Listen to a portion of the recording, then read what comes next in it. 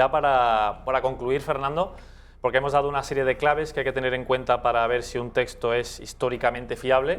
Una de ellas es la autenticidad, que viene a ser que se le atribuya al autor, que sea cierto, y que esté en esta época. ¿Podemos darle a los evangelios el tic en autenticidad? Sí, sin duda ninguna. Seguirá habiendo, lógicamente, dudas, las habrá siempre, porque va a ser imposible, salvo un descubrimiento sensacional, va a ser imposible verificarlo al 100%, pero los indicios son fortísimos y potentísimos. Podemos decir que los evangelios son textos reales, lo que vemos, lo que se nos lee, textos originales, textos de la época muy pegados a los hechos que se narran, sí. Segundo punto, veracidad. Están contando lo que realmente pasó, no es inventado. Con lo que hemos dicho antes de la pena de muerte que se les vendría encima y la persecución al fin y al cabo, porque recordemos que en Roma lo celebraban en catacumbas, las misas. ¿Podemos darle también el ok en ese segundo punto? Está claro que son textos que reflejan con enorme fidelidad lo que pasó, lo que hubo de pasar, entre otras cosas, porque quienes estaban oyendo la predicación eran los mismos, a quienes se dirigían los evangelios, y lo que recoge los evangelios es a los mismos que oyeron la predicación de Jesús, y las ciudades no tiene sentido de que fueran inventadas en caso ninguno, ¿no? Y de hecho, con el tiempo se ha demostrado en una gran cantidad de casos que son ciudades perfectamente existentes, sitios perfectamente existentes. Miles de personas literalmente fueron testigos de aquello. Por tanto, la veracidad desde el punto de vista histórico es muy alta. Pensemos que el primer testimonio que nos queda, el primer libro real, texto real que nos queda, por ejemplo, de Platón, es de unos 1400 años después de haber sido redactado supuestamente por Platón. Y sin embargo no le ponemos ninguna duda ni ningún problema. Aquí tenemos textos que sabemos que se escribieron con una gran inmediatez, y nos quedan algunos ejemplares, como digo, un trocito de unos 15, 20 años después de la propia predicación de Cristo y de la propia crucifixión. Por tanto, no tiene mucho sentido arrojar dudas sobre esto. Bueno, y otro apunte que he hecho para preparar esta sección es que el propio Pablo, en sus escritos, él, pues claro, hablando de la resurrección, porque claro, recordemos que Pablo era un perseguidor de cristianos, él los mataba, y sin embargo él se convierte a raíz de caerse del caballo cuando se le apareció Cristo, ¿no? Y le dijo: Pablo, ¿por qué me persigues? A raíz de este momento, pues él ya es el testigo y posiblemente la figura más importante, porque él es el que ha provocado que al fin y al cabo el cristianismo se extienda por todo el mundo y no se quedara a lo mejor en Jerusalén, en esa zona, que es lo que a lo mejor otros discípulos querían. Y es que Pablo incluso llega a decir en sus escritos que, bueno, y si no me creéis, él da pues creo que, no sé si en los Hechos o en cuál de ellos, dice, da 19 nombres, Sí. dice, pues si no me creéis que estas personas siguen vivas, preguntad a tal o a Pascual. Y es un punto más de que certifica, ¿no?, esa veracidad, porque bueno, hay muchas teorías que intentan desacreditar al cristianismo, sobre todo la resurrección, porque es a lo mejor el momento más impactante. Pero el bueno, propio Pablo recoge eso, el propio Pablo recoge el escepticismo de los atenienses cuando él se dirige a ellos hablándole de una resurrección. Exacto. No se lo creen, lo toman como algo puramente alegórico, metafórico o literario, no creen en la resurrección real de un cuerpo humano. Le dan la espalda y dice, bueno, ya otro día si eso nos lo cuentas, ¿no? Sí. O sea, no se lo creen. Y lo recoge el propio Pablo, o sea, que no es sospechoso. y último punto, integridad, que esos documentos se hayan recogido, se hayan mantenido íntegros, sin sufrir cambios hasta nuestros días. En este sentido, ¿qué podrías decirnos? Bueno, la cantidad de evangelios en latín, por ejemplo, que se conservan, creo que hay cerca de 8000 antes de la imprenta, que se conservan, muestran una identidad de textos apenas modificada en algunos casos por cuestiones insignificantes. Entonces, el que un evangelio, por ejemplo, redactado en Escocia, sea virtualmente idéntico, igual a un evangelio, en fin, redactado en Siria o en Arabia, en Egipto o en Armenia, pues la verdad es que nos da un grado de fiabilidad muy alto, ¿no? Es decir, los textos se tenían muy, por decirlo así, muy claros, y los que lo escribían, los amanuenses y los que escribían los textos, además estaban rodeados de unas medidas de seguridad, digamos, enormes para que ninguna palabra se alterase. Es inevitable que a lo largo de los siglos haya algunas diferencias, pero son absolutamente mínimas las diferencias entre todos los evangelios y no afectan nunca a nada sustancial. Bueno, y lo que hemos comentado antes de que han mantenido partes que podrían causar problemas, como lo del hermano Santiago de Jesús. Eso es. Que siendo la María Virgen, ¿cómo iba a tener un hermano, no? Eso se ha mantenido a pesar de que supuestamente se han cambiado, como dice el Corán, ¿no? Que en ciertas partes pues dice que los evangelios se han corrompido y demás, y ellos 600 años después, Mahoma pues dice que no, que Jesús no murió en la cruz, que Jesús, o bien, bueno, las dos creencias que hay, ¿no? Como que o ascendió al cielo o bajó de la cruz. O que habían crucificado a otro en su lugar y la gente creía que era él, ¿no? Sí, hay una tradición además que dice que Jesús fue crucificado, sí, pero que bajó de la cruz y tal. Incluso hay una tumba de Jesús presunta en Cachemira, ¿no? En el norte de la India y tal. Bueno, son disparates, pero inevitables, hasta, desde luego, porque si, claro, si tú aceptas que Jesús ha resucitado, entonces estás manifestando que profesas el cristianismo. Exacto. Por tanto, tu fe no cristiana carecería de sentido. Sí, que por otro lado en el Corán a Jesús pues dicen efectivamente que obraba milagros y demás, mientras que a Mahoma se atribuyeron cientos de años después de que él hubiera muerto, no en un periodo de tiempo tan cercano como el de los escritos evangélicos. Jesús en el Corán es un personaje, vamos, en la fe sí, musulmana en general es un personaje importante y es el profeta más grande después de Mahoma, no hay que olvidar esto, ¿no? Y igual que a María se le tiene una consideración especial. Hay que decir que hay musulmanes que tienen más devoción por María o más respeto por María que muchos protestantes, ¿eh? Efectivamente, porque los protestantes a la Virgen María no la tienen no la ponen como en un lugar importante como nosotros, por ejemplo, los católicos. No, para nada.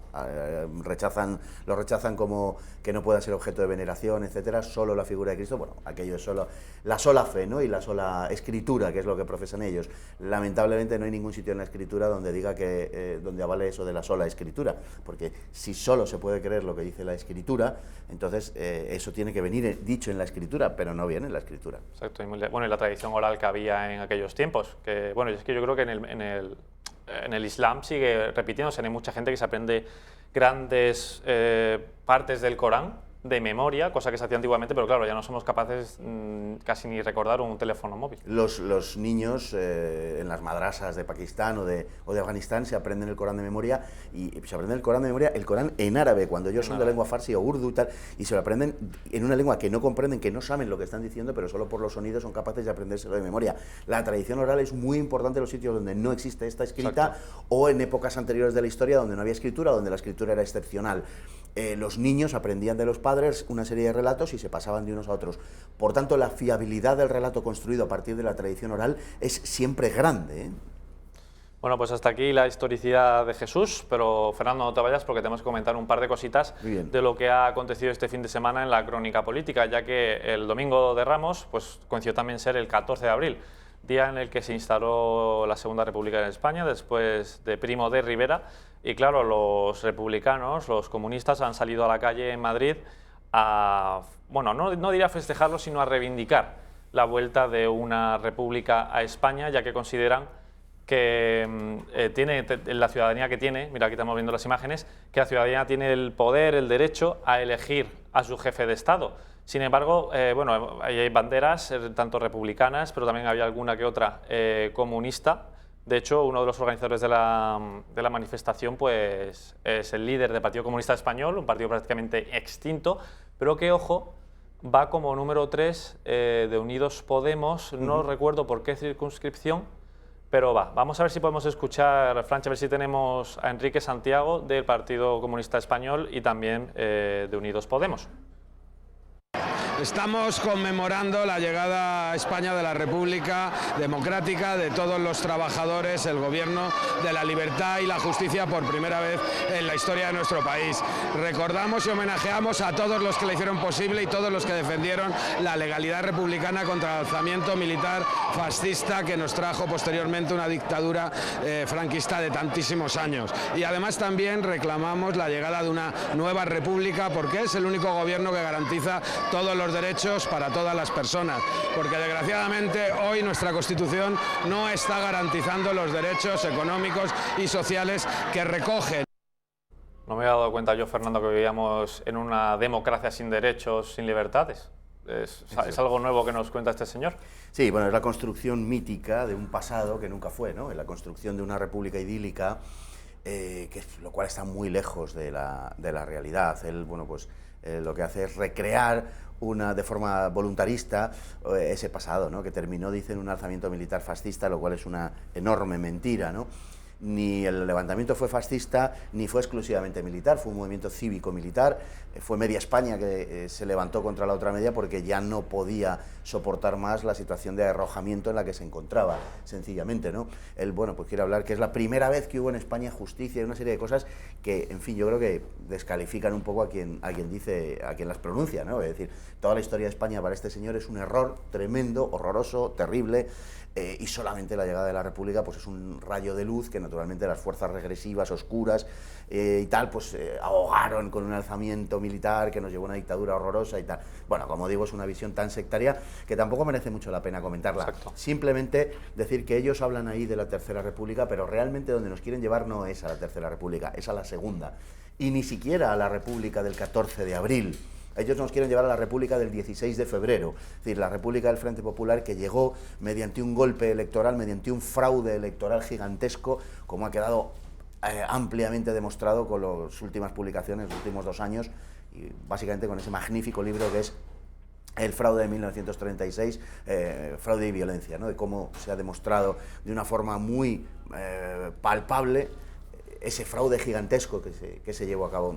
Por tanto, no tiene mucho sentido conmemorar todo eso. Además que nos condujo a una guerra civil de 3 años, una guerra civil terrible. En fin, no creo que sea nada para conmemorar, pero bueno, ellos necesitan la construcción de un imaginario en el pasado que avale sus proyectos de futuro, Dios no lo quiera. No, siempre tiene que haber ese enemigo a batir, ¿no? Ese fascista, que bueno, son todos los partidos, excepto la izquierda. Le han llamado Ciudadanos fascistas, lo han llamado a Vox, lo han llamado al PP.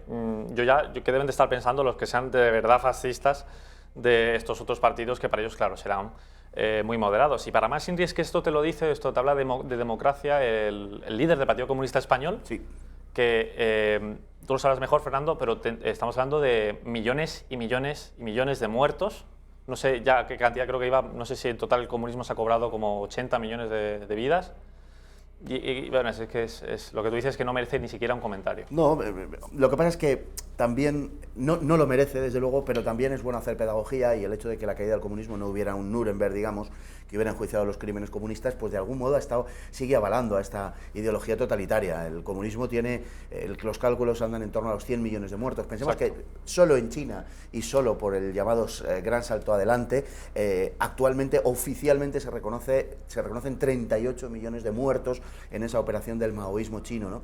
Bueno, si tenemos en cuenta que Stalin, por ejemplo, le reconoció 12 millones de muertos en agosto de 1942, 12 millones de muertos que habían tenido lugar durante la colectivización del campo, se lo reconoció a Churchill, según las memorias de esta, pues estamos hablando, claro, de cifras que rondan efectivamente el centenar de millones de muertos. Y que esta gente venga a hablarnos de libertad y venga a hablarnos de derechos, pues hombre, ya conocemos lo que son los comunistas y lo que es el comunismo. Es un lenguaje poco creíble para la gente que lo conoce, pero para la gente que no lo conoce, para los incautos, para los ignorantes, para los que no tienen un conocimiento de lo que ha sido el comunismo en la historia, pues a lo mejor incluso entre algunos de ellos cuela. De hecho, había gente joven ahí, ¿no?, que quizás sea la más proclive a poder creerse esto. Lo ven atractivo también, puede ser. Y bueno, es que esto de que ellos son precisamente los que recortan las libertades, lo hemos visto este fin de semana en Valladolid, como evidentemente Domingo de Ramos, procesiones. Pues bueno, como coincidía con el Día de la República, una serie de personas que estamos viendo aquí a mi izquierda, bueno, a mi derecha, no, a mi izquierda, a mi derecha desde el punto de vista de los espectadores, vemos que se pusieron a increpar a los que procesionaban, mezclando de alguna forma la política de lo que es un sistema, una monarquía parlamentaria, una república, y esto lo meten en una procesión incordiando pues a todas aquellas personas que estaban llevando a cabo su estación de penitencia, ¿no? Porque, bueno, vamos a escuchar exactamente lo que dicen y lo comentamos, Fernando.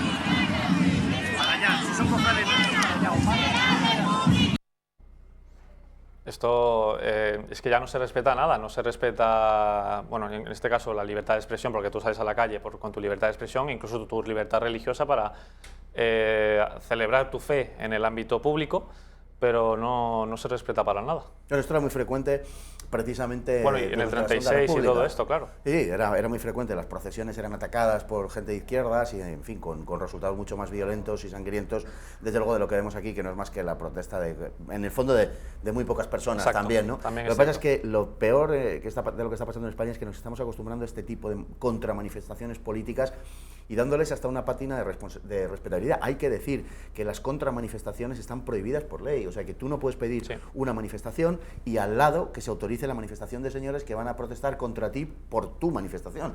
Pero, sin embargo, siempre que estas son de un determinado signo político, se permiten cuando no se alientan. El otro día veíamos también a unos, en fin, gente ataviada de forma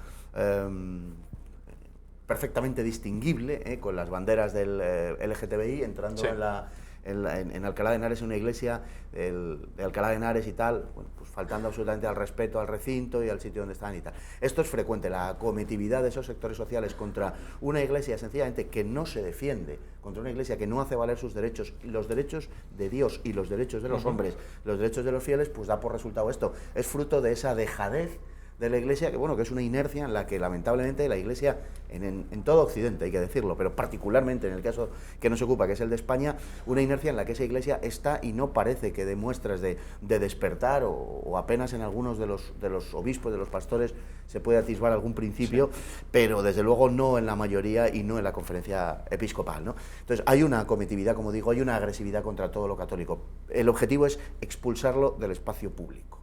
Y ellos saben perfectamente, entre otras cosas por las maniobras que han realizado en los últimos años y últimas décadas, que lo que no es visible no existe.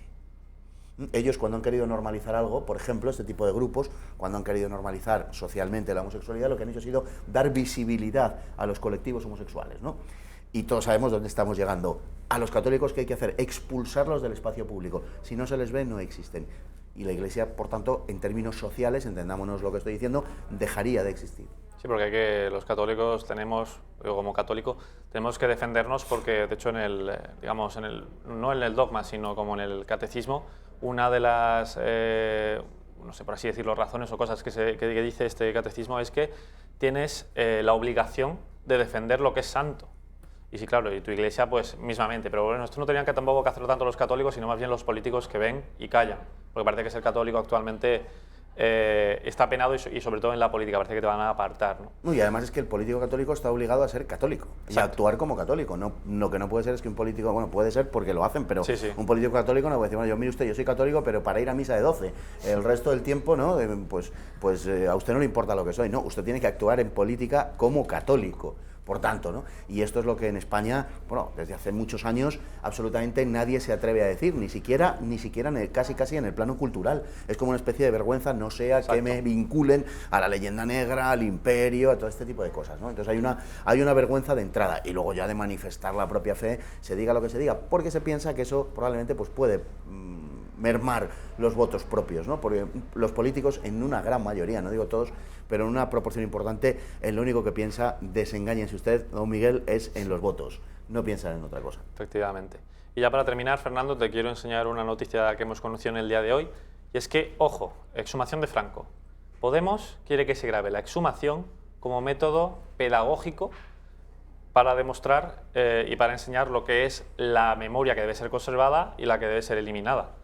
Esto, bueno, aparte de que esto no es legal, tú no puedes grabar una exhumación, porque claro, estás faltando el respeto no solo al muerto, que al muerto le da un poco igual, pero a la familia. Y, no sé, bueno, básicamente esto, ¿no? Que es otro punto más de esta izquierda radical, que como ya hemos visto, esto es Podemos, este conglomerado que trae ahora Izquierda Unida, al Partido Comunista y a lo que lo formaban ellos mismos. Y otro paso más en no respetar lo que, por ejemplo, la Santa Sepultura, ¿no? Que es de lo que vienes hablando, de que los valores cristianos pues no se respetan mucho. No, a ellos les da absolutamente igual, y si pueden agraviar a todos aquellos que creamos y tal, pues lo harán, o sea, no se van a privar de eso. A lo que estamos asistiendo en general es a una reinvención del pasado. Esta semana mismo se ha lanzado el debate, por supuesto de forma interesada y dirigida, acerca de la reelaboración de los cuentos tradicionales. Cómo reasignar los papeles sexistas y todo esto, ¿no? Bueno, bueno, pues se hace en la literatura y en la memoria colectiva, digamos, del relato, y se hace también en la historia. Y lo que se pretende, pues, es satanizar a una figura histórica, y con ella, no nos engañemos, satanizar una una serie de valores y satanizar a una gran parte del pueblo español y a todo lo que esos valores representan, ¿no? Y por supuesto condenar a media España, a la media España que se defendió precisamente de ellos o de aquellos con quienes ellos se identifican hace ahora 80 años. Toda esta historia de la exhumación de Franco está muy claro que no se pretende respetar absolutamente a nada ni a nadie. La familia de Franco está siendo agraviada de una forma muy visible y bueno, ya veremos si al final todo ese proceso verdaderamente llega a algún sitio. Yo, en fin, creo que hay razones para pensar que todo esto, bueno, pues tiene unos ribetes de ilegalidad tan grandes que me cuesta pensar que incluso un gobierno tan escasamente presentable desde el punto de vista intelectual y moral como es el gobierno de Pedro Sánchez y de sus socios podemitas lo vaya a llevar a cabo. Ya veremos. Eso no se puede hacer y esperemos que esto sea el imperio de la ley. Sí. Lo digo porque en muchas materias ya se está viendo cómo hay una contraposición entre lo que ellos llaman democracia y el respeto a la ley. Es un tema muy viejo, pero que también está emparentado con lo que está pasando en Cataluña y con su percepción de lo que hay que hacer con los restos de Franco y el Valle de los Caídos. En el fondo son exactamente la misma cosa. Es volar el Estado de Derecho, terminar con el imperio de la ley y afirmar el imperio de la política y de la ideología. Un revanchismo absoluto. Pues Fernando, muchas gracias por estar aquí con nosotros. Ha sido un placer, de verdad. Vamos a ir a publicidad y enseguida estamos con Maribel, nuestra compañera periodista, que nos va a contar la última hora del juicio por el 1 de octubre.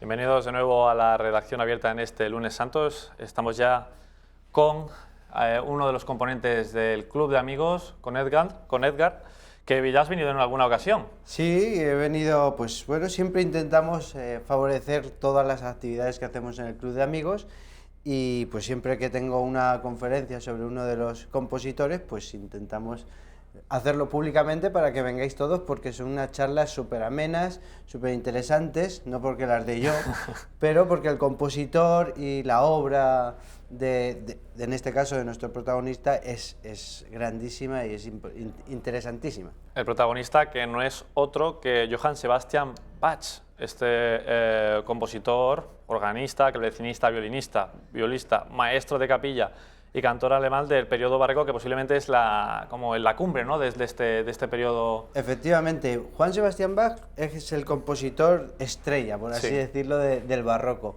Piensa que tenemos diferentes estilos dependiendo del país donde estemos. O sea, en Italia está Vivaldi, que fue la anterior conferencia, ahora estamos en Alemania con Bach y vamos a ver cómo es él quien hace que el barroco sea lo que es. O sea, pero además de meternos en su obra y escuchar pues obras como la Misa en Si menor, descubrir que la obra, la tonalidad de Si menor, qué es eso y por qué era su favorita, ¿no? Descubrir momentos más íntimos y más personales de este compositor. Generalmente se sabe la cantidad de hijos que tuvo, pero yo lo sigo diciendo porque sorprende, tuvo 20 hijos. 20 hijos, con varias mujeres, entiendo. Con dos, pero siempre quiso a la primera. Lo que pasa es que la primera falleció y luego pues se tuvo que casar con otra, no, se enamoró de otra mujer. Y entonces pues vamos a adentrarnos en esa vida personal porque la segunda mujer escribió las crónicas, unas crónicas basadas en sus experiencias con este personaje que pues podemos ver en sus textos que leeremos y que compartiré con todo el mundo, pues cómo era un grandísimo religioso. Lo primero era Dios, que decía que le había dado pues inspiración. La inspiración para un don para la música, ¿no? Que él no era nada, solamente era pues un trámite para poder escribir lo que Dios le... Un utensilio, por así decirlo. Sí. Bueno, ¿no? Que venía de familia de compositores famosos también. Pues venía de familia de músicos, pero no tan buenos como él. Él es, ¿no?, la cabeza de esa. A él le hacía mucha gracia, por ejemplo, que su tatarabuelo trabajaba el trigo con un molino, entonces se dice que es su primer músico porque lo que hacía era tocar la guitarra mientras estaba moliendo el trigo en el molino. Entonces se dice que es su primer músico y desde ahí vamos a ver toda la tabla cronológica y todo el árbol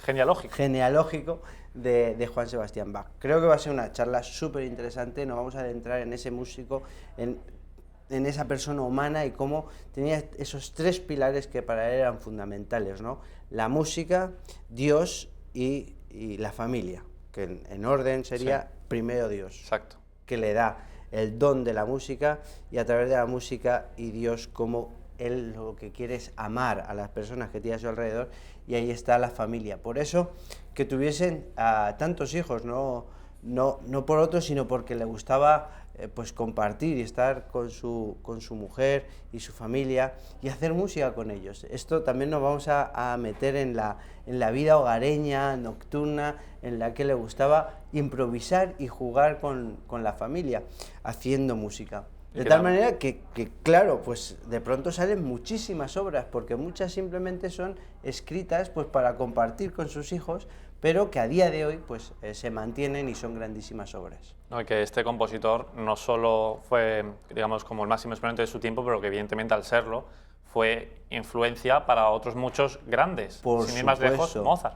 Mozart bebió de todo lo que escribió Bach, el mismo Beethoven también, todos los compositores posteriores a este siglo XVII, principios del XVIII, todos estudiaron la obra completa de Bach. Aunque es otra cosa curiosa que hablaremos en la conferencia, es por qué hay un periodo en el que se olvida. La sociedad se olvida de Juan Sebastián Bach y no es hasta que llega Mendelssohn, ya estamos en el siglo XIX, cuando lo redescubre con la Pasión según San Mateo, una pasión que hablaremos detenidamente, pues también pues, al pasar la Semana Santa es un momento ideal para adentrarnos en esa Pasión según San Mateo, que es una de las obras, bueno, las pasiones tiene la Pasión San Mateo y la Pasión San Juan también, tiene diferentes pasiones y es increíble.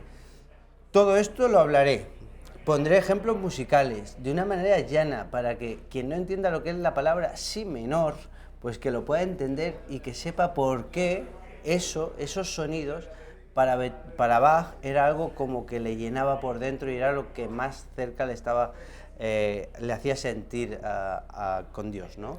Pues el miércoles entonces, día 24 de abril a las 6 de la tarde, vamos a ver esa imagen por última vez, pueden ustedes asistir no solo para aprender de música, no solo para aprender un poco de historia de uno de los grandes de la música, y también para entretenerse, como os he dicho, porque va a haber representaciones musicales, todo esto que entiendo que habrá que llamar antes para asegurarse un sitio. Que llamen al teléfono que está en pantalla, al 916162464 o que manden un correo al club de amigos, o sea, club@intereconomia.eu y nada, pues simplemente para confirmar asistencia, que bueno, que llaméis porque la anterior de Vivaldi estuvo bastante al completo y hay que coger sitio. Y hay que ir cogiendo sitio y la verdad es que todo el que va me gustaría que algunos de los telespectadores que pudiesen decirlo, ¿no? Todo el que va a uno repite a la siguiente, porque son charlas muy amenas, muy cercanas, en el que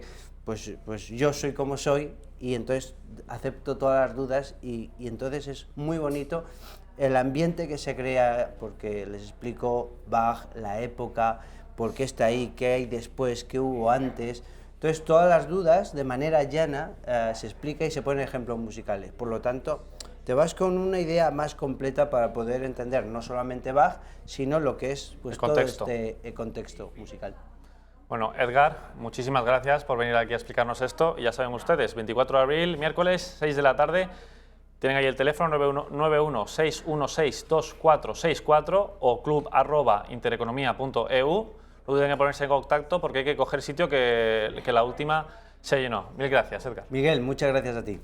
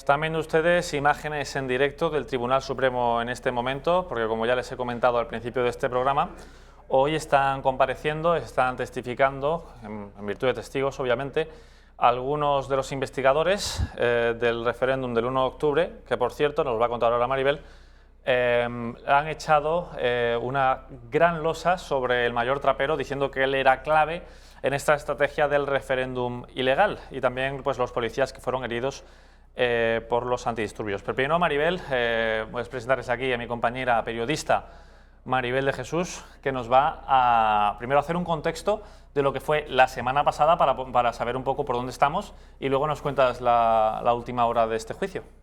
Pues Miguel, la semana pasada fue el turno de los integrantes del Cuerpo Nacional de Policía que fueron declarando y nos dejaron declaraciones inéditas. Primero señalaron que los Mossos de Escuadra cargaron otra vez contra los Mossos de Escuadra que se posicionaron, según estos agentes del Cuerpo Nacional de Policía, a favor del referéndum ilegal del 1 de octubre y dijeron que algunos Mossos de Escuadra iban en coches de la Presidencia de la Generalidad y que en estos coches, pues además de que les observaban y de que les espiaban para después trasladarle esta información a los independentistas, también trasladaban pues, las urnas del referéndum ilegal para votar de unos colegios a otros. Es decir, que eran una parte imprescindible del golpe de Estado. Sí, según los integrantes del Cuerpo Nacional de Policía, sí. ¿Y qué más puedes contarnos? Porque tenemos muchas declaraciones de todo lo que aconteció la semana pasada. Sí, si quieres escuchamos a uno de los agentes declarar esto que hemos comentado del coche de la Presidencia de la Generalidad. Pues vamos a escucharle. Y ya lo más grave, que ya pues, confirmó plenamente todas las sospechas, fue que en el momento que ya se acaba la intervención, las unidades de intervención salen del colegio, estos señores salen a la carrera, se montan en un coche Seat Ibiza que está a nombre del Departamento de la Generalitat, o sea, de la Generalidad, del Departamento de Presidencia. Y Maribel, ¿qué nos puedes contar de Van Eyden, que es el abogado de Junqueras? Pues esto ha sido una sorpresa porque algunos de los testigos que han declarado, algunos de los agentes de policía, señalaban que habían visto al abogado de Oriol Junqueras, Andreu Van den Eyden, en los colegios que se votó este referéndum ilegal y que incluso hizo de mediador, que les pidió papeles en calidad de abogado y así lo señalaban ellos que lo habían visto en estos colegios. Pues vamos a ver esa declaración. Es un letrado de la defensa. Se dirige a nosotros, se hace valer su condición de letrado, me dirijo yo a esa función en cuestión y digo, este señor tiene todas las explicaciones pertinentes, no pinta nada aquí. Y también en esta semana, en la 9ª semana de juicio, que fue la anterior, también hubo tiempo para alguna sorpresa, y es que Marchena tuvo que suspender el miércoles momentáneamente la sesión, nada más comenzar, porque uno de los funcionarios pues parecía que tenía problemas y le tenía que atender el médico forense. Si quieres, escuchamos a Marchena. Disculpe, vamos a parar un segundito, que tiene que asistir el médico forense a Paco. ¿Se sabe algo de qué es lo que le pasó? Pues por lo visto a lo mejor creo que tuvo como un mareo o algo así, pero enseguida le atendieron y no fue nada grave, se recuperó y la sesión siguió.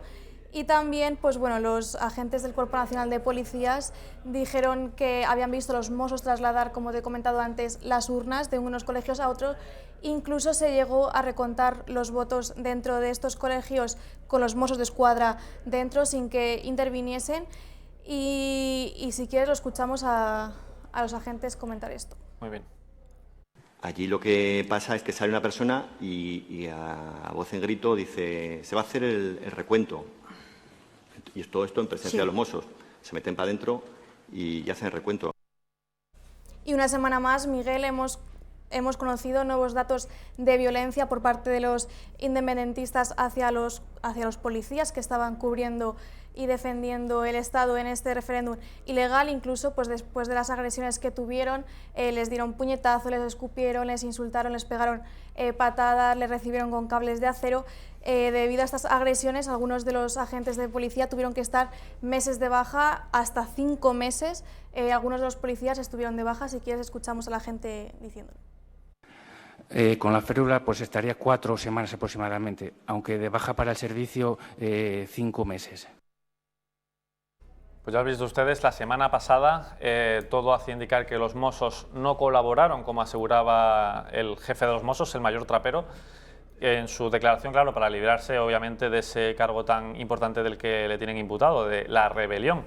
Pero es que en el día de hoy, aparte de esto de la violencia que habíamos visto también, que dicen que no hubo violencia, pero claro, una movilización de tal entidad, al fin y al cabo, pues los violentos hacen lo suyo. Pero en el día de hoy hemos tenido una última declaración que, como digo, ya se fue fraguando esto la semana pasada, pero hemos tenido una última declaración que acusa directamente a Trapero de tener algo que ver con el golpe de Estado, nada que ver con lo que él decía. Sí, ha declarado el jefe número 2 de la investigación, que es el segundo del teniente coronel Daniel Baena, de la Guardia Civil, y ha dicho que la figura del señor Trapero es imprescindible en esta estrategia independentista. También han dicho esta mañana que interceptaron un correo del exsecretario general de Interior, de César Puig, que le mandaba al exconsellero de Interior, Joaquín Forn, y que se planteaban que podían perder a Trapero si el coordinador del dispositivo contra el 1 de octubre, que era Pere de los Cobos, denunciaba por incumplir las instrucciones, les denunciaba a ellos por incumplir las instrucciones. Y también una cosa bastante curiosa, y es que se ha leído un correo intervenido a los Mossos, y es que ellos tenían claro que podían cometer delitos, o sea, ellos eran conscientes, y en este correo que te comento decía: hay que tener cuidado porque la Fiscalía y la Guardia Civil, con 10 fotos de una mala actuación el 1 de octubre, hacen un delito de sedición. Este es un correo intervenido a los Mossos de Escuadra. Pues ahí lo tienen ustedes, y es que esto, vamos a ver, esto de la violencia, del golpe separatista, no solo tuvo lugar en aquellas fechas, en el año 2017, sino que el golpe sigue vivo, lo siguiente, muy vivo. Vamos a ver unas imágenes que tenemos, la verdad que bastante feas, en la que una imagen del rey, que ha sido, bueno, en Vic me parece que fue, en esta localidad de la provincia de Barcelona, pues es usada como diana por estos grupos radicales, los comités de defensa de la República, para, fíjense ustedes, lo estamos viendo en pantalla, agujereándola con esos dardos, y aquí es que realmente vamos a escucharlo mejor porque nos va a dar un poco más, nos va a hacer sentir un poco lo que es este movimiento, ¿no? esta violencia.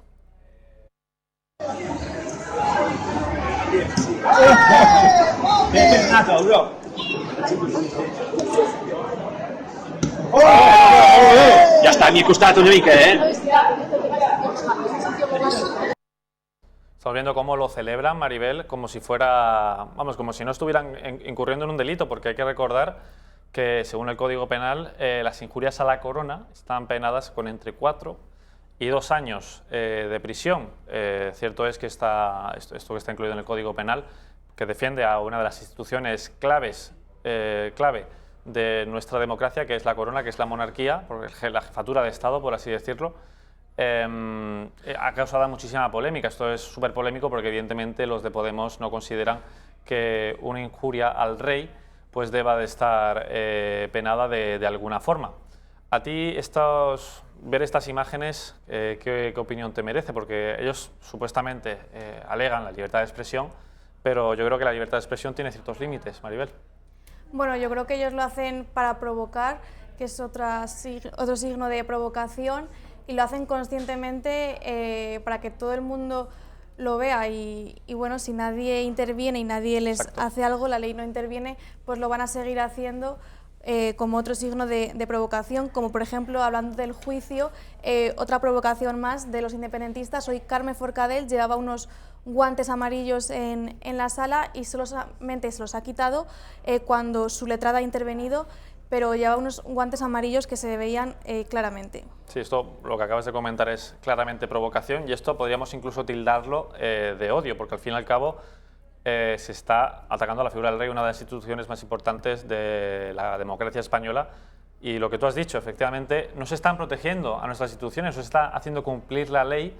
¿Dónde está el Estado, ¿no? Haciéndose fuerte y haciendo cumplir la ley e incluso condenando este tipo de actitudes? Pero bueno, Maribel, muchísimas gracias. Vamos ahora a ver rápidamente, porque quiero también darles un poquito de política internacional y que entiendan ustedes en qué momento se encuentra la salida del Reino Unido de la Unión Europea, en qué momento se encuentra el Brexit porque les dieron una prórroga hasta el día 31 de octubre y veremos si dentro del Parlamento británico finalmente consiguen llegar a un acuerdo para salir de la Unión Europea, porque recordemos que este referéndum tuvo lugar el 2016, estamos ya en 2019 y todavía no ha pasado nada. El cuento que nunca se acaba. La primera ministra británica ha conseguido una nueva prórroga para lograr un acuerdo de salida con fecha límite el 31 de octubre. 6 meses más y la prórroga expirará el mismo día en el que se disuelve la actual Eurocámara, a no ser que se llegue a un acuerdo antes de la fecha límite. Los fantasmas vuelven a rodear a Theresa May, ya que no hace mucho aseguró que el Brexit no se retrasaría demasiado.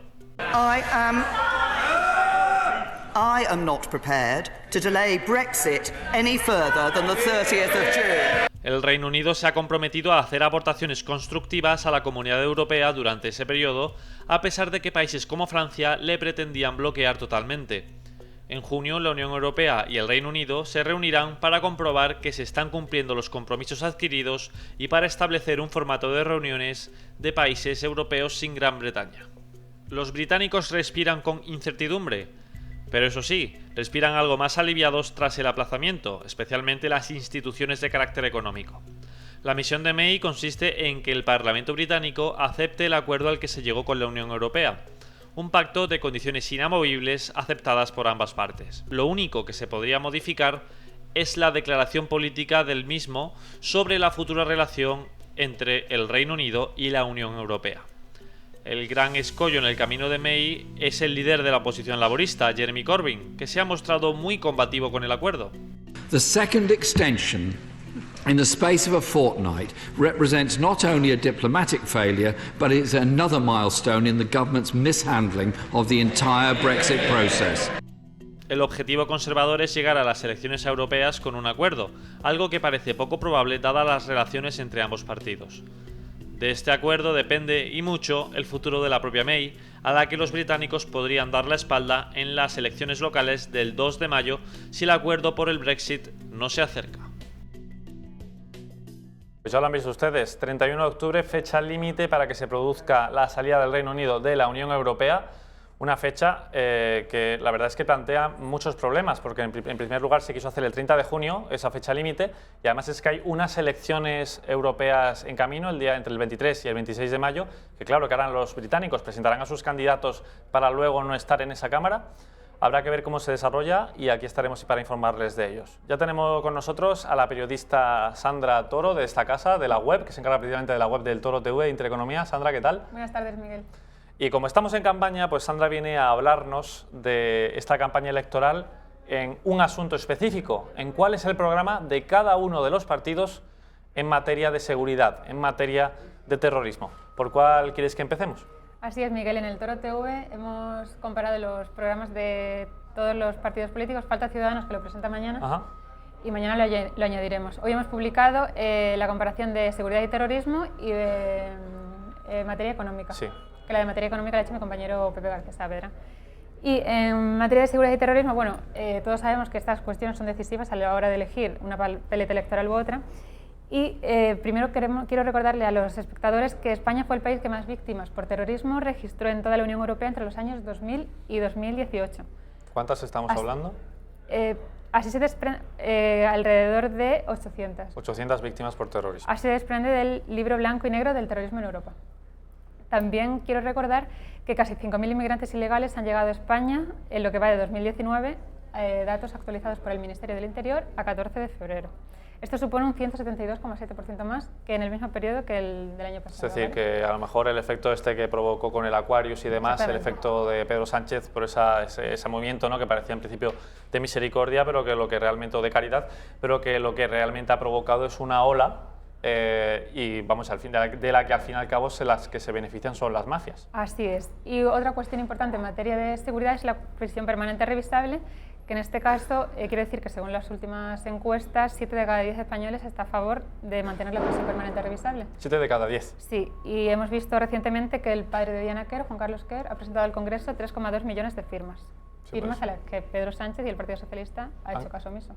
Caso omiso, que 3 millones de firmas no se consiguen de un día para otro. Exacto. Y que, hombre, con todo lo que está ocurriendo últimamente con las manadas, por ejemplo, o con delincuentes, sobre todo en el ámbito sexual, tal vez puede que sea necesaria, ya que parece que hay ciertos delincuentes que no, de esta índole, por supuesto, que no quieren o que tampoco pueden, tal vez, reinsertarse en la sociedad. Por lo tanto, aunque igualmente hay que decirlo, es permanente revisable. A los 25 o 35 años se revisará la condena si es que esa persona, si es que el reo, efectivamente está ya bien, está sano mentalmente.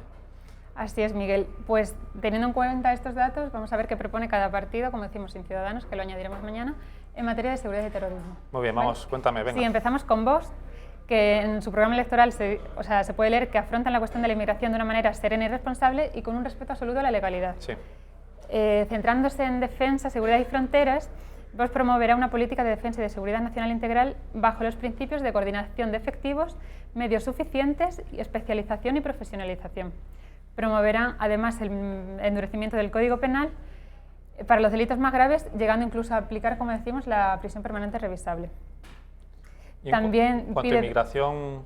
Sí, ahora te cuento. Sí. También pide dotar de más recursos a las fuerzas y cuerpos de seguridad y a las Fuerzas Armadas. Y pide, algo importante, la supresión de las policías autonómicas. Respecto a lo de la inmigración, como dices, quiere fronteras seguras donde la policía y la Guardia Civil tengan todos los materiales y todo lo necesario, y pide que pueda intervenir el ejército cuando sea necesario. Es que, bueno, claro, con lo de la inmigración, realmente es que lo que está pasando, por ejemplo, en Andalucía, de donde yo soy, hay unos 52.000 inmigrantes ilegales, pero claro, es que no estamos haciendo que se cumpla la ley, que sería deportarlos, pero bueno, parece que que esto a los de la izquierda, pues que cumplir la ley, fíjense qué cosa más extraña, no les parece bien. Pero bueno, continúa con... Sí, Vox pide también la expulsión inmediata, como dices, de los inmigrantes ilegales y un flujo regulado de la inmigración. Asimismo, eliminará la enseñanza del Islam en los colegios. Bien. Esto también, en cuanto... Sí, y por último también pide cerrar las mezquitas que promuevan una interpretación rigorista del Islam y prohibirá toda práctica humillante contra la mujer, como el uso del burka. Vaya por Dios, el partido machista, ¿verdad? Exacto, el partido contra la mujer precisamente pedirá esto. Continúa, con el Partido Popular. El Partido Popular. Bueno, el Partido Popular se centra bastante en la prisión permanente revisable. Dicen que hay que tener una política realista y por eso consideran que la prisión permanente revisable es un instrumento necesario. ¿En eso están de acuerdo Vox y el Partido Popular? Sí, por eso el PP de Pablo Casado pide reformar el Código Penal para ampliar los supuestos de prisión permanente revisable, en estos casos que vemos aquí: asesinatos en los que el autor impida o obstruya la recuperación del cuerpo de la víctima, asesinato tras secuestro del rehén, muertes causadas por incendios o mediante la liberación de productos químicos, asesinato en el que concurran algunos supuestos de lo que ellos llaman violencia de género, o violadores reincidentes. ¿Os parece justo?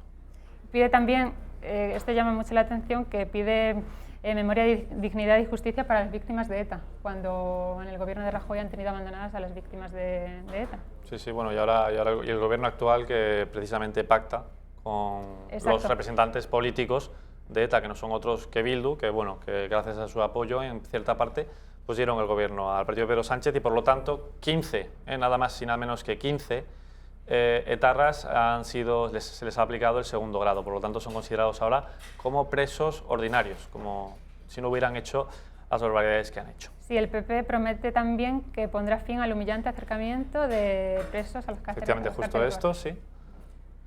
¿Y qué más tenemos? Bueno, luego tenemos el Partido Socialista, que dice que regulará y facilitará los flujos ordenados de inmigrantes y que fortalecerá las relaciones de cooperación con países del Mediterráneo. Bueno, esto realmente es en parte, luego habrá que ver cómo lo aplican, pero es en parte lo que dice Vox, porque Vox evidentemente está a favor de la inmigración regulada, pero no la irregular o ilegal. Es decir, que las fronteras de un país se tienen que defender, y lo que hay que hacer, como lo dice Vox, y parece que lo dice según esta medida del Partido Socialista, es que hay que colaborar con estos países del Mediterráneo, con estos países menos desarrollados, por otra parte, que son los que envían la gran mayoría de los inmigrantes. Así es, Miguel.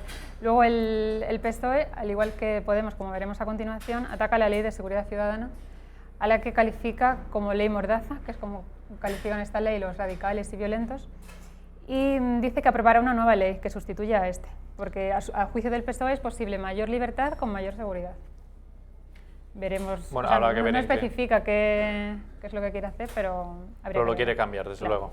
Luego, respecto a la equiparación salarial de Policía y Guardia Civil, esto es muy gracioso porque dice el PSOE que avanzará en el cumplimiento de los acuerdos adquiridos, cuando hemos visto recientemente que el ministro del Interior, Fernando Grande Marlaska, está consultando al Consejo de Estado si tiene que cumplirlo o no tiene que cumplirlo el acuerdo al que llegó el PP con los sindicatos. Digo yo que tendrán que hacer valer los acuerdos, aunque sean adquiridos por el gobierno previo, por un poco de... ¿no? Claro, pero llama mucho la atención que estén prometiendo que lo van a cumplir cuando están intentando escaquearse, digamos. Exacto, están ellos en el gobierno y no lo están haciendo así.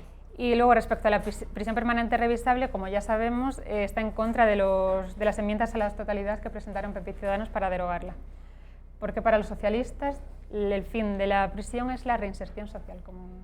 Bueno, por eso es permanente revisable, claro. Y no se llama cadena perpetua. Claro, exacto. A ver si entienden un poquito mejor los nombres de las leyes y lo que ellas suponen.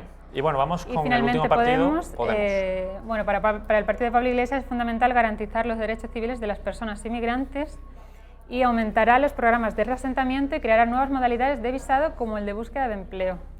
También dice que se acortarán los plazos requeridos para adquirir la nacionalidad y se suprimirán lo que ellos califican como trabas burocráticas, refiriéndose al examen de nacionalidad. Bueno, pues es que literalmente el examen de nacionalidad es una broma actualmente. O sea, es muy sencillo de superar. Incluso hay pues gente con la nacionalidad española ya, que es que habla español bastante mal, y es que ni siquiera ni conoce la historia ni nada, que es parte de lo que supuestamente se les debería de hacer, y que bueno, es sencillo conseguir la nacionalidad. Para algunos colectivos más, porque si vienes de Sudamérica o México y demás, es mucho más sencillo que si vienes de otro país, pero en fin. Podemos, Miguel, también pide cerrar los centros de internamiento de extranjeros y también, como decíamos, ataca la Ley de Seguridad Ciudadana, a la que también califica de ley mordaza, y dice que pondrán fin a lo que ellos califican como delitos medievales de ofensa a los sentimientos religiosos e injurias a la corona. A mí me gustaría saber si las ofensas a otras religiones también... Bueno, hemos visto injurias a la corona en el día de hoy con lo que ha ocurrido en Vic ese fin de semana, que le tiraban dardos a la imagen del rey.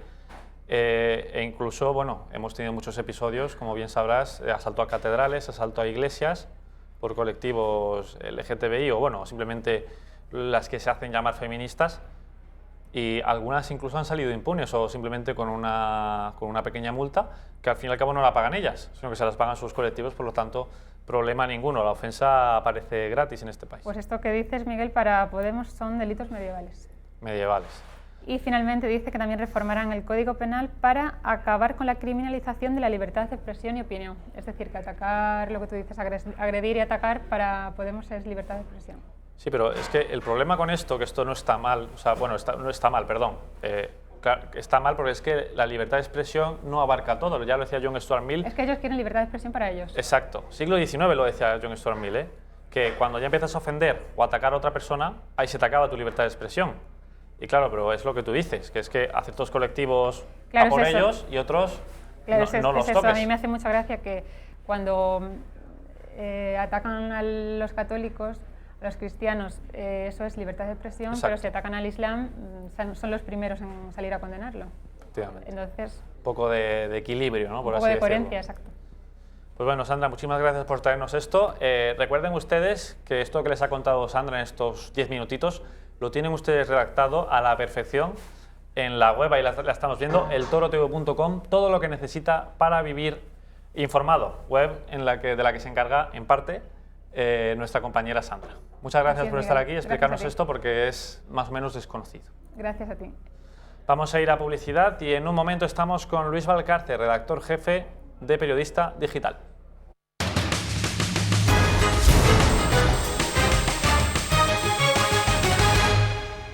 Muy buenas tardes, son las 2:06 de la tarde y ya estamos aquí con Luis Valcarce, que es el redactor jefe de Periodista Digital, para analizar toda la actualidad política que ha tenido este fin de semana y también la del día de hoy. Porque este fin de semana la verdad es que hemos asistido, como les adelantaba al principio de este programa, a unos hechos bastante feos, la verdad, bastante violentos, contra dos partidos, contra Vox y contra Ciudadanos en la misma comunidad autónoma, en el País Vasco.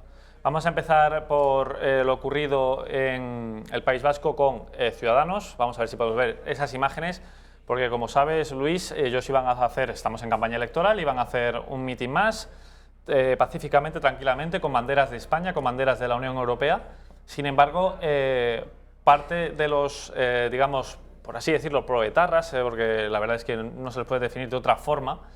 Fíjate, si estamos viendo ahí que tienen, aparte de las icurriñas, tienen ahí también los lazos amarillos, porque es claro, ahora el nacionalismo catalán y el vasco están totalmente hermanados contra España. Y claro, pues a Rivera, vamos a verlo, en una declaración le han dedicado una cacerolada e incluso han intentado boicotear de todas las maneras este acto.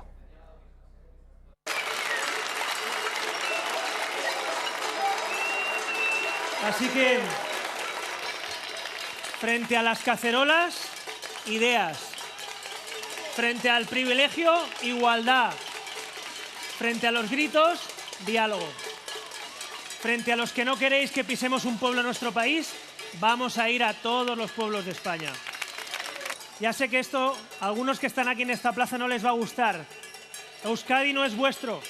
Euskadi es de todos los vascos y de todos los españoles. Por eso estamos aquí.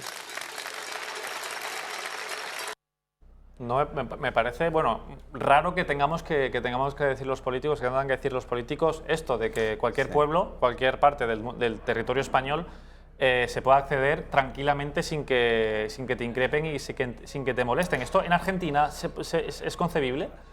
No, Argentina tiene muchísimos problemas, pero bueno, este en particular no lo tiene. Es decir, nadie discute la bandera argentina, nadie discute la territorialidad. Por suerte, ese tipo de problemas no lo tenemos. Hay otros muchísimos más graves, pero o también igual de graves. Este es muy grave. Este es muy grave porque representa, significa que tú no puedes, que hay territorios, decía hoy el editorial del Mundo, bueno, hay territorios donde no se puede ejercer la democracia. Yo creo que es mucho peor. Hay territorios que no pertenecen a España, hay territorios que no son España. Es decir, tú vas ahí y eres un extranjero, tú vas ahí y te están esperando, te están recordando que ETA políticamente ha ganado, podrá estar derrotada policialmente, pero políticamente ha ganado, porque los suyos están ahí, los suyos siguen mandando, los suyos son las voz cantantes, los suyos son los, como decía Maite Pagasa, son matones aversales, que son los que generan todas esas imágenes terribles que hemos visto este fin de semana. Maite Pagasa lo ha resumido muy bien. En esa misma plaza, donde estaba ahora Albert Rivera, donde vemos a Albert Rivera, donde vemos a Fernando Savater, donde vemos a Maite, en esa misma plaza jugaba su hermano, jugaba Joseba, antes de que fuera asesinado, por lo mismo que ahora les boicotean, ¿no? Entonces, yo creo que esa es la imagen. Mientras Pedro Sánchez se dedica a alimentar el odio contra lo que él llama la ultraderecha, lo que tendría que estar condenado en este momento es que alguien tan poco sospechoso y toda una referencia moral como es el señor Fernando Savater, por ejemplo, en ese momento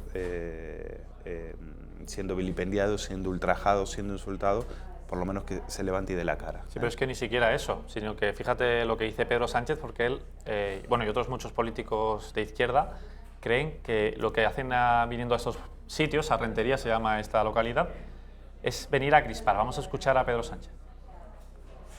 A ver si lo podemos tener. Pero bueno, Maite decía, fíjate una frase, ¿no? Decía, aquí solo recibís a los etarras. Sí, es verdad. Es decir, eso es, y precisamente cuando tú miras, dices, hombre, pero si son los que gobiernan con Sánchez, si son sus socios. Claro, lo que va a decir. Son sus socios, son con los que... Idoia Mendia, en la portada del Diario Vasco, un diario de Vocento, qué vergüenza, por cierto, sale de cocinitas, sale jugando a Masterchef. Pues eso es lo que nos tendría que dar muchísima vergüenza. No es que ahí no se ejerza la democracia, es que eso prácticamente ha dejado de ser España. Esto, bueno, si no lo condena, como hemos dicho, el gobierno, que no lo hace, pero sí que desde el PP vasco, Alfonso Alonso sí que ha condenado estas agresiones, esos ataques, por así decirlo, tanto a Ciudadanos como a Vox, porque Vox ha sido también en San Sebastián. Vamos a escuchar al líder del PP vasco. Ayer vimos la agresión, la vimos antes de ayer, también hay impunidad, tampoco se actúa. Yo pido que se actúe contra quienes son responsables de incitar esos comportamientos violentos. Me preocupa extraordinariamente en las imágenes que he visto de Rentería, que llevaban niños a los que trasladan la semilla del odio, niños a los que por otro lado también utilizan como escudos pero para trasladar ese odio, esa violencia, la radicalidad y la falta de libertad a las próximas generaciones. Me preocupa mucho la reacción del Partido Nacionalista Vasco y me parece absolutamente inaceptable que pretenda repartir las culpas entre los agresores y los agredidos. Es que está bastante claro, pero algunos diarios incluso, que se suponen periodistas, en vez de decir que están haciendo una manifestación o una concentración pacífica, no, los ponen al mismo nivel. Sobre todo esto lo he visto con Vox. Vamos a ver si podemos ver imágenes de Vox, porque estas son más violentas que lo que ha ocurrido en Rentería. La de Ciudadanos, quieras que no, ha sido una cacerolada, algunos les han increpado mientras iban, pero es que las de Vox, fíjate cómo arrancan los carteles y ponen sus banderas. Y estas han sido mucho peores. Yo no sé, porque esto, claro, es algo que viene de muy atrás, que se ha dejado que esto... Sí, pero mira, hay gente muy joven ahí, ¿eh? Sí, hay gente muy jovencita, a la cual se supone que ellos no vivieron esa opresión de la cual se hablaba en los años de plomo, ¿no? Y tú te preguntas, ¿y toda esta gente de qué se pueden quejar? O sea, ¿de qué tipo de opresión, qué tipo de Estado fascista están denunciando? Si precisamente los fascistas, está más que claro, los fascistas son ellos, es decir, los que no permiten que se puedan ejercer este tipo de manifestaciones o concentraciones libremente son ellos. Y son los que reparten carnet de demócratas. Exacto. Y son los que gobiernan con Pedro Sánchez. Y son los que van de la manito con Pablo Iglesias. El mismo Pablo Iglesias que en Canarias también agitaba una bandera independentista, bandera que representa también a un grupo terrorista, un grupo terrorista que tiene entre ellos la muerte de un policía en el año 78. Pues ahí estaba Pablo Iglesias, al que le emocionaba ver cómo a un policía le partían la cabeza a patadas. Pues esos son los que en esas manos estamos. El 28 de abril hay que decidir entre esos y los que pacíficamente quieren dar un mitin, hablar, dar sus ideas y defender la Constitución.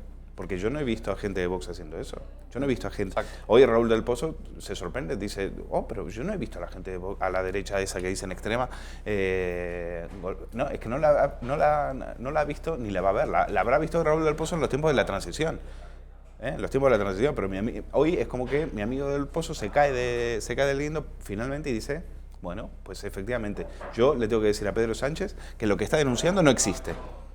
Y lo está diciendo Raúl del Pozo, que no es, aparte de ser uno de los más grandes columnistas que está hoy en la prensa escrita, no es sospechoso, ¿no? De ser alguien ligado a la extrema derecha. Con lo cual que Sánchez lo que debería hacer es tomar nota, es reflexionar, como dice Alfonso Alonso. Por cierto, las declaraciones de Alfonso Alonso, déjame decir que estoy muy de acuerdo con lo que dice, pero en Cataluña también utilizaban a los niños de escudos humanos. Así hicieron el 1 de octubre, el referéndum del 1 de octubre, y así fue como se la colaron a Mariano Rajoy y al gobierno en la cual él era también parte. Con lo cual, que no ponga cara de sorprendido diciendo, utilizan a los niños como escudos humanos. También lo utilizaron cuando gobernaban ustedes. Sí. Y es que la diferencia es abismal entre lo que hemos visto en estas imágenes, tanto a Vox como a Ciudadanos, con lo que ocurrió hace un par de semanas aquí en Madrid, esta manifestación independentista que pasó sin que ningún energúmeno llegara allí. Pero sí, estaban de fiesta. Estaban de fiesta. Estaban de fiesta ahí en Cibeles, ¿te acuerdas? ¿Y cómo se hace eso en un estado fascista? Que, ¿cómo te van a dejar? Unos fascistas, mira, si esto hubiese sido un estado fascista, no queda ni uno. Se los llevan a paredón y lo fusilan a todos. Exacto. Esto porque no saben lo que era el fascismo. No saben. Pero bueno, como no tienen ni idea, se vinieron aquí, como venían con todos los gastos pagados, vinieron aquí, se lo pasaron excelentemente bien, lo cual nos alegra porque de paso llenaron las cajas de los bares de Madrid y económicamente eso siempre se agradece. Y aquí la gente ha venido, se han ido y no ha habido ningún tipo de problema. En pleno Cibeles, donde el Real Madrid festeja los campeonatos del mundo de fútbol. Sí. Bueno, de locos. Ahora, eso sí, vete a una plaza en Rentería, vete a Eibar a hacer un acto, vete a Bilbao, vete a San Sebastián. Te muelen a palos, te sacan a garrotazos. Eso es lo que tenemos que ver. Y la policía diciendo, mira, de perfil. Nada. Y los periódicos, nada, El País, por ejemplo, ignorando esto absolutamente. La Vanguardia diciendo que, poco más que vas a provocar. Rubén Amón en El País, por colaborador de Carlos Alsina. Yo creo que se lo tenían que hacer mirar. Y de Susana Griso en Antena 3. Se supone que hay voces plurales, voces moderadas. Pues Rubén Amón escribió ayer en el diario El País que los que votaban a Vox eran poco más que 4 borrachos. Esos son los moderados, esos son los que nos dan lecciones de plurinacionalidad y de pluralidad en las cadenas mediáticas del señor Sánchez. Efectivamente, y esto que has comentado de la provocación es una de las cosas que ha dicho en el día de hoy Echenique a través de Twitter, porque bueno, ya sabemos que Echenique está le encanta Twitter, y para decir chorradas, no, la verdad es que le encanta, es una cosa. Y fíjate, porque lo que viene a decir él es que se les deje en paz y que no se vaya a provocar. Vamos a ver lo que ha dicho. Ciudadanos es un partido marginal en Euskadi y Rivera lo sabe. No se va a Rentería a conseguir los votos de los vascos y las vascas. Va a incendiar la convivencia entre los diferentes pueblos de España a ver si así rebaña votos de odio en otros territorios. Duro, pero cierto. Es bastante lamentable que te digan esto, que una parte de tu país, como ya hemos comentado, vayas a hacer un meeting, y a ver si ahora no se van a poder hacer mítines en el País Vasco o en Cataluña. Mi compatriota Echenique lo que tendría que hacer, aparte de callarse la boca, es agradecer a este país lo generoso que ha sido con él y recordar que si no hubiera sido por la sanidad pública de este país, no sabemos dónde podría haber acabado. Nos alegra muchísimo que el señor Echenique se pueda dar el lujo de decir estas barbaridades en Twitter, y que quiere decir que goza de muy buena salud, pero que recuerde muy bien cuál fue el país, porque no fue el País Vasco, fueron todos los españoles con sus impuestos los que le salvaron la vida a este argentino desagradecido, que a mí, por supuesto, por el cual siento mucha vergüenza. Pero es que no es el único que ha comentado, que ha dicho algo, porque Aitor Esteban, del PNV, ha dicho que lo que hacen estos partidos es ir a buscar al País Vasco la foto de la confrontación. Para provocar una mala imagen de Euskadi, ¿no? Y unos lo buscaban y otros yo creo que también, porque a veces se retroalimentan. Y bueno, aquí todavía seguimos teniendo pues alguna gente que no ha perdido los malos hábitos. Los tres, quienes han venido, la Rivera, Vox, etcétera, etcétera, quienes han venido aquí a buscar esa foto, han venido pensando que podía suceder eso, ¿no? Que podía haber en las calles pues esa foto de enfrentamiento con la Ertzaintza, de violencia, porque están basando su campaña no en propuestas concretas y de acuerdo, sino que están basando su campaña en la lucha contra el nacionalismo, además pintándolo todo de una manera genérica, ¿no? Sí, hablaba de retroalimentaciones. Ellos de retroalimentarse saben muy bien, porque mientras unos agitaban el árbol, ellos recogían las nueces. Eso sí que es retroalimentarse. El problema es que se retroalimentaban con asesinos, con etarras. Y iban por ahí y hasta incluso presumían de eso, ¿no? En fin, del PNV, ¿qué puedes esperar? Han sido toda su vida traidores, traicionaron a Rajoy, van a traicionar a Pedro Sánchez, traicionarán a todo aquel que, una vez que pasan por caja, cobran lo suyo y después, por supuesto, te dejan tirado, y sobre todo siempre han estado de la mano siempre han ido prácticamente de la mano con los bilduetarras, ¿no? El PNV no hay que... Por eso digo, me da la gracia que diga retroalimentaciones, que recuerden ellos quiénes alimentaban a unos y quiénes alimentaban a los otros. Exacto, ya has hablado de Bildu, y Bildu pues es un partido que últimamente ha ido de la mano con el Partido Socialista, y Pablo Casado la verdad es que ha criticado duramente lo siguiente a estos pactos entre Bildu y el Partido Socialista, metiendo a las víctimas de ETA de por medio. Vamos a escuchar al presidente del Partido Popular. Ha llegado a lomos de los más radicales, de aquellos que querían vender España a trozos y a plazos, a los independentistas del PDeCAT y de Esquerra Republicana, con aquellos que habían asesinado intentando tener rédito político, y cuando justo han sido derrotados alardean de que nunca habían tenido tanta importancia en España como ahora. Se dice pronto, aquí hay... Según me ha dicho el secretario general, aquí somos, solo sentados, más de 1000 personas. 1000 y pico personas. Bueno, pues la banda terrorista ETA ha matado a 800. ¿Os imagináis ver estas dos carpas? ¿Os imagináis ahora que prácticamente todos los que estáis aquí sentados sois tantas personas como las víctimas de los criminales de ETA? ¿Te parece una crítica acertada o tal vez demasiado dura? No, yo creo que no es acertada y es lo que, de hecho, es lo que venimos diciendo en todo este espacio. Ahora, me quedaba pensando porque decía, vino a lomos de los radicales. Vino a lomos de una moción de censura por culpa de que el antecesor de Pablo Casado, llamado Mariano Rajoy, se negó a dimitir. Pues si hubiera dimitido, hubiéramos ido a elecciones y a ver qué gallo hubiese cantado en ese momento. Pero como él se negó a dimitir y se fue a un restaurante ahí a esperar a ver qué pasara, tuvimos a Pedro Sánchez. Tuvimos a Pedro Sánchez y a sus socios que eran los que efectivamente a los que Sánchez les promete el oro y el moro, porque Sánchez, con tal de quedarse en la Moncloa, hará lo que sea necesario.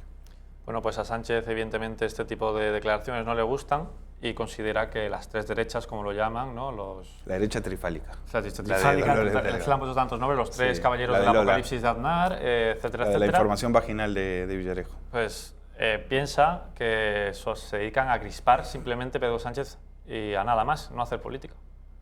Vamos a desterrar el insulto, la crispación y la confrontación, que no aportan nada. La política tiene que ser un ejercicio de transformación, de utilidad para el bien público, para el bien y el interés general. Y eso es lo que nos estamos jugando el próximo 28 de abril, amigos y amigas. Lo que nos estamos jugando es bien sencillo. Si queremos avanzar o queremos retroceder. Si queremos una España en la que lo que tenemos que hacer es mirar hacia el futuro o mirar hacia el pasado, retroceder 40 años. Si queremos una España en la que quepamos todos y todas, o una España muy estrecha, que solamente se circunscribe a los cuatro lados de la Plaza de Colón. Eso es lo que nos estamos jugando, amigos y amigas. Nos estamos jugando la involución o el avance. Sí, es verdad, nos estamos jugando la involución y el avance, por eso hay que decidir entre Pedro Sánchez y sus socios, los proetarras, y sus socios los independentistas, los que le llevaron al poder a él, y ahí sí hay que recordar las palabras de Casado, y hay que recordarlo cada día de aquí al 28 de abril.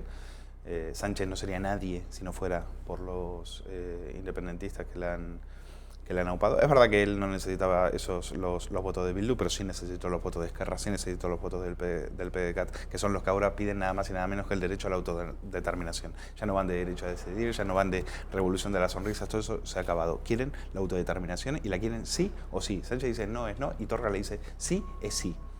Así que el 28 de abril efectivamente hay que votar entre salvar la unidad territorial de este país o ir hacia lo que él llama la involución. La involución se llama Pedro Sánchez. Bueno, pues hablando de este 28 de abril, como cada lunes, Luis, que te toca siempre a ti, han salido encuestas. Me encanta. Que te encantan, aunque bueno, ya cada día vamos estando más cerca. Me encantan porque no me las creo. No se las cree. Vamos a ver, por ejemplo, una de ellas tan solo, la de La Razón, por ejemplo. Vamos a verla porque la verdad es que no pintan muy bien para el bloque de centro-derecha, sinceramente. Aunque bueno, esta precisamente sabemos que La Razón es más afín al Partido Popular, pero vamos, que no pinta muy bien. ¿Tú qué credibilidad le das a las encuestas actualmente? Porque evidentemente hace un par de semanas o meses, pues cuando se va acercando más la fecha, se supone que más certeras deberían de ser, pero ¿qué opinión te merecen? No, yo creo que lo que está marcando una vez más La Razón es la necesidad, en la misma línea en la que lo hacía ABC, la necesidad del voto útil. Dicen, ya veis que la fragmentación de la derecha no alcanza para llegar a la mayoría, hay que votar al PP, le dan 99 101 escaños, creo que ninguna encuesta le ha dado tantos escaños al Partido Popular, desinflan a Ciudadanos y a Vox le dan entre 18 y 20, lo cual es... para mí es una cifra casi ridícula comparado con otras encuestas que le dan entre 10 y 15 votos más y otros que dicen que entre los indecisos una gran masa de indecisos va a votar a Vox, con lo cual evidentemente yo no me la creo y es una encuesta que apunta a el voto útil al PP. También, exacto, claro. Dirigir el voto hacia el PP. Y que, bueno, Vox, viendo el poder de convocatoria, que sería mucha menos gente de la que realmente va a votar, es el partido que más tira ahora mismo, sin duda. Sí, es evidente. Fíjate, Valencia, Zaragoza, Santander, Córdoba, ¿no? 3.000 personas afuera, Abascal hablando como... Yo no he visto que eso pasara en otros partidos. Vamos a ver, si esto fuera una competencia de mítines, si esto fuera por ver quién llena los recintos, pues evidentemente hoy Vox gana con muchísima diferencia, porque los otros ya ves donde apenas les cuesta. Claro, bueno, no estamos hablando del País Vasco, pero en otras ciudades, pues algunos ni pueden llenar una plaza. No, es así actualmente. Entonces, y hablando de Vox, vamos a ver ahora una encuesta que ha realizado la cadena de televisión pública autonómica de Madrid, Telemadrid, que da los siguientes resultados. Vamos a verlos porque, fíjate Vox, Vox se colocaría como tercera fuerza, venciendo a Ciudadanos y venciendo al Partido Socialista, es decir, de 0 a 17%. Sí. Un subidón espectacular. Y voy a dar una última hora en cuanto al Partido Popular, porque Enríquez de Luna, que es mano derecha, que era mano derecha de Aguirre, el PP de Madrid, pues ha dejado el partido diciendo que ya no encaja en el Partido Popular. Sí, porque hay que recordar que Enríquez de Luna era de cuando se va Aguirre, muchos pensaron que en lugar de Martínez Almeida iba a ir Enríquez de Luna, pero no. Martínez Almeida le gana ese pulso y Enríquez de Luna se queda prácticamente fuera de juego. Es decir, en el partido, y también hay por un lado también una idea de Pablo Casado de renovar ese partido con nueva gente que esté alejada de lo que era el pasado. Sí, cosa que no le vendrá mal al Partido Popular. Hemos visto esa encuesta, y sobre esa encuesta, ese sorpaso de Vox a Ciudadanos, ha hablado Begoña Villacís, que es la candidata de este partido. Vamos a escucharla. La verdad es que no nos preocupa mucho, porque en la última encuesta pues subimos un poco, en esta bajamos un poco, y yo creo que esa es la tónica general. Y lo que está pasando realmente es que, por un lado, no ha empezado la campaña de Madrid, y por otro lado, y lo que más me preocupa como concejal del Ayuntamiento de Madrid, es que no se está hablando de Madrid. Entonces, lo que estoy deseando realmente es que empiece la campaña de Madrid y que los candidatos podamos hablar de programa y que los candidatos podamos hablar de propuestas y que por fin hablemos de Madrid. Yo creo que es importante que esto ocurra. Más allá de esto, pues es una foto de un momento determinado. Yo siempre digo lo mismo, salgan bien, salgan mal las encuestas, digo que realmente la foto es la de las urnas. Está claro, sí, tiene razón Villacís. De Madrid es muy difícil hablar porque Madrid siempre se lee en clave nacional, es decir, al final siempre no terminas hablando de las cosas que le preocupan a Madrid. Y por ejemplo, a los comerciantes hoy, este fin de semana, paseabas por el centro de Madrid y no había nadie, los comerciantes de brazos cruzados, y les preguntas, ¿y esto por qué? ¿No? Que nadie se atreve a venir a Madrid por miedo a que le multen, ¿no? El Madrid Central está aniquilando a los comerciantes. De eso tendríamos que estar hablando. Tendríamos que estar hablando de la guerra, por ejemplo, a los propietarios de Madrid que alquilan pisos turísticos. Una guerra brutal. Tenemos que estar hablando de los manteros. Tenemos que estar hablando de los ocupas. De este Madrid que deja Carmena, ¿no? Que deja o que puede volver a reimpulsar, ¿no? Un Madrid en un estado calamitoso. De eso tendríamos que estar hablando. Tiene razón Villacís. Yo espero que en campaña empecemos a hablar de eso y no de Rejón ni las 3 comidas diarias. Efectivamente, a partir ya de cuando termine el 28 de abril ya empezaremos a hablar en clave autonómica, porque como bien ha dicho Luis, aquí en Madrid es necesario, sobre todo con Madrid Central, ¿no? Como ha dicho, que está causando estragos en la economía de esos pequeños negocios del centro, pues que les está pasando bastante factura. Luis, muchísimas gracias por estar aquí. Les dejamos a las 8:30, volvemos a esta redacción abierta de forma informativa, así que no se lo pierdan.